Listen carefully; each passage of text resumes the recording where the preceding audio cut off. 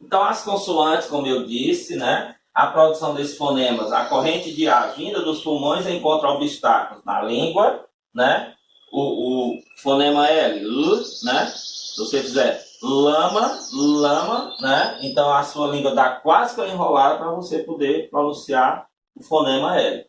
Dentes, lábios, né? E aí é isso que faz com que a gente tenha a classificação das consoantes. Elas, de algum modo, elas encontram um obstáculo na sua execução, língua, dentes, lábios, no palato, né? Na parte que é a parte de cima conhecida como céu da boca também. Os dígrafos, né? O que são os dígrafos? São combinações de duas letras que têm uma única unidade sonora, né? Então é como se eu visse duas letras, aí eu tenho dois sons, mas eu não consigo distinguir esses dois sons, eu vejo um único som. Toda vez que esse fenômeno acontecer, nós dizemos que nós temos os dígrafos, né? Então, que linguisticamente é um fenômeno chamado de dígrafo, são duas letras que correspondem a um único som. Nós vamos ter dígrafos consonantais, nós vamos ter também dígrafos vocálicos, tá certo? Ó, então, quando eu tenho calha, ó, calha, para começar, o H, ele é uma letra que ele não tem som. Então, se eu tiver o H sozinho, por exemplo, em hotel, você está vendo algum som do H? Não tem. Então, ele não tem o seu som. Quando ele está junto de algumas letras, como L, como N, ele passa a não ter som, já que ele não tem som, e a representação de um dígrafo. Então, em calha, ó, eu tenho 1, 2, ó. 1, 2, 3, 4 sons. Quantas letras? 5. Por quê? Porque aqui eu tinha um dígrafo.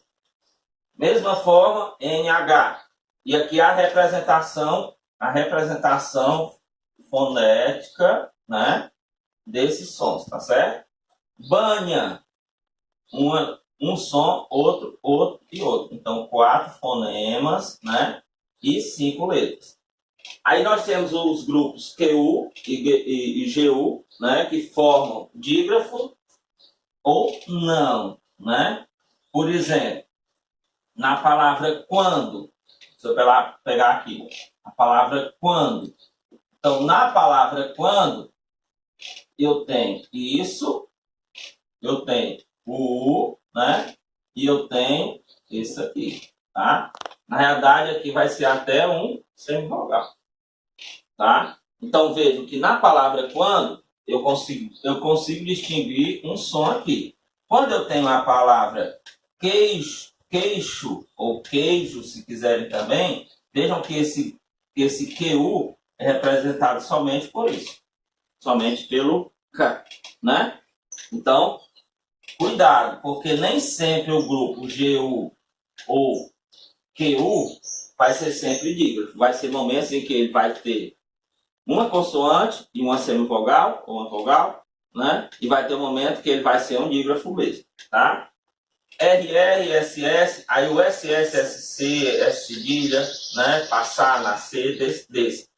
Aqui eu tenho um grupo do que eu chamo de dígrafos consonantais. Aqui eu tenho um grupo que eu chamo de dígrafos vocálicos, né?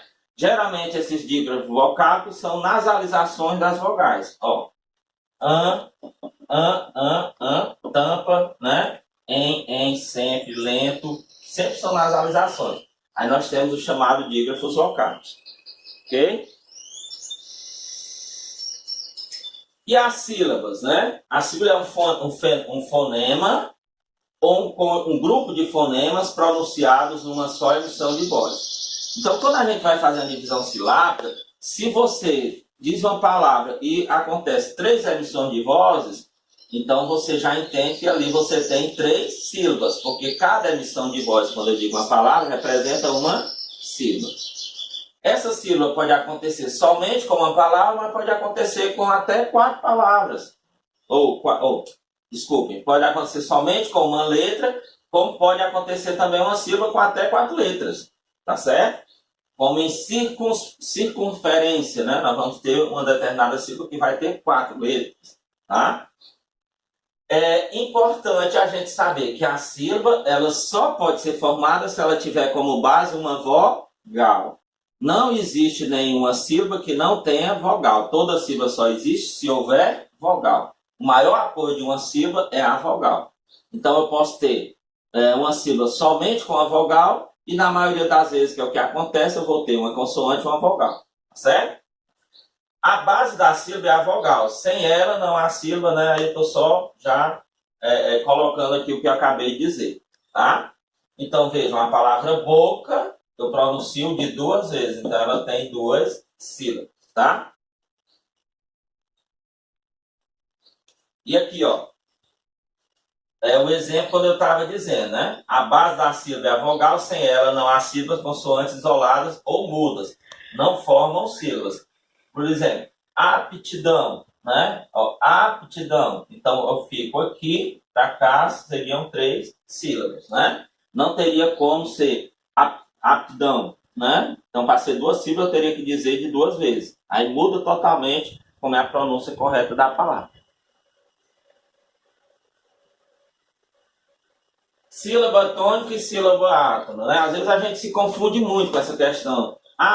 Como encontrar para fazer esse oxítono de sílaba, trissílaba? Não. Desculpa, saber se é oxítono, paroxítono, proparoxítono, para saber a acentuação gráfica, né? Tudo vai depender muito da minha capacidade que eu tenho de encontrar a sílaba tônica e as sílabas átonas numa palavra. A sílaba tônica, não posso dizer as sílabas tônicas, porque toda palavra ela só vai ter uma sílaba tônica, mas ela pode ter 2, 3 ou mais sílabas átonas, mas sempre ela só vai ter uma sílaba tônica. O que é a sílaba tônica? É aquela com maior intensidade. Então toda palavra ela tem 5 sílabas, então dessas 5 tem uma que é mais intensa e as outras 4 são mais fraquinhas. As mais fraquinhas nós chamamos de quê? Sílaba átona, né? Então, se eu pegar a palavra aqui, compostura, né? Então, compostura, eu vou ter a parte intensa mais aqui, ó. Né? Compostura, né? A gente já aquele gráficozinho de equalizador, né? De carro de som que às vezes tem, o gráficozinho, quando chegasse aqui no tu, ele iria lá para cima. Por quê? Porque é o maior momento de intensidade na sonoridade da palavra. E as outras sílabas seriam as sílabas átonas. Veja o que eu disse. Toda palavra ela só possui uma única sílaba tônica, mas ela pode ter várias sílabas átonas. Vai depender da quantidade de sílabas que ela tiver. Leandro, mas a palavra tem 2 sílabas, então uma vai ser tônica e a outra vai ser átona, né? Aí nós vamos ter palavra de uma única sílaba. Então como é que vai ser, Leandro? Ela vai ser sempre sílaba tônica? Não. Tem que ter cuidado. Nós temos os monossílabos tônicos e nós temos os monossílabos átonos, né? Por exemplo, mi, né? Quando eu tenho aqui, ó, eu tenho um monossílabo tônico.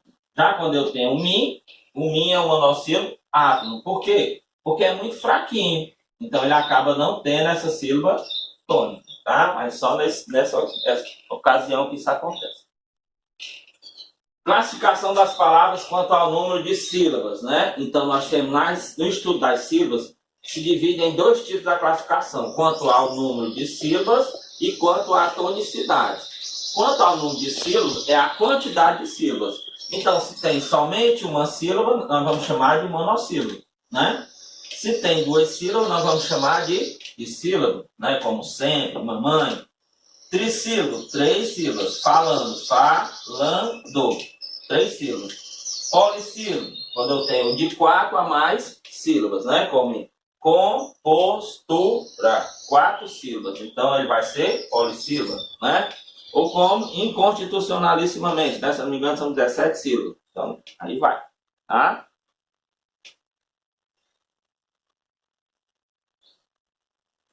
Classificação das palavras de acordo com a sílaba tônica. Aí é outra classificação. Aqui não é mais o número de sílaba, mas é onde se identifica a sílaba tônica da palavra.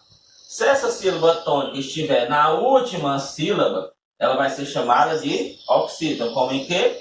Português. Português. 3 sílabas. O que é que ela é? Trissílaba. E quanto à tonicidade, ela é o quê? Oxítono, porque a última sílaba é a mais forte, é a mais intensa. Paroxítono. Quando eu tenho a palavra, a sílaba tônica na penúltima sílaba. Penúltima, o que é a penúltima? É sempre de trás para frente. Então, a penúltima, aqui, história. Eu tenho 3 sílabas. 1, 2, 3. Essa aqui é o chamo da primeira, do inverso, né? E essa aqui vai ser o que? A penúltima. Onde é que está a intensidade maior? História. Já está até com acentuação dando essa dica também, tá? Então, vou chamar ela de paroxítono. Proparoxítono, a palavra com a antepenúltima sílaba tônica. O que é a antepenúltima? Vindo de lá novamente. Matemática. Última, penúltima, né? Leandro, tá fácil, porque os exemplos, todos eles estão com acentuação. Então, já matei pela acentuação. Mas vai ter ocasiões em que ela não vai ter acentuação, né? Como, por exemplo, recanto. Vou pegar aqui a palavra recanto. Não tem acentuação. Então, ela vai ser o quê? Ela vai ser paroxítono, porque aqui está a parte mais forte. Uma dica legal. Toda proparoxítona, ela precisa e deve ser acentuada. Então, sempre que eu vou dizer com a palavra proparoxítona, ela tem que ter o seu acento. Tá? E aí, a parte da acentuação, nós vamos ver na aula de quinta-feira sobre a acentuação gráfica. A acentuação gráfica na sílaba tônica, ela acontece marcada ou por acentuação ou pela própria intensidade, como eu acabei de colocar na palavra recanto, né? Então, se eu tiver a palavra maracujá, acentuada aqui, então ela é oxítona na última. Amêndoa, na penúltima, né? Pêssego, na antepenúltima.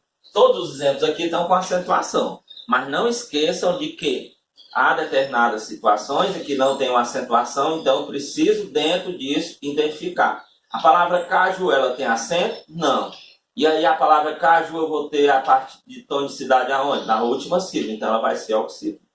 Tá? Os encontros vocálicos, né? A união de vogais ou semivogais na mesma sílaba ou em sílabas separadas. Né? Sempre que for na mesma sílaba vai ser vogal e semivogal.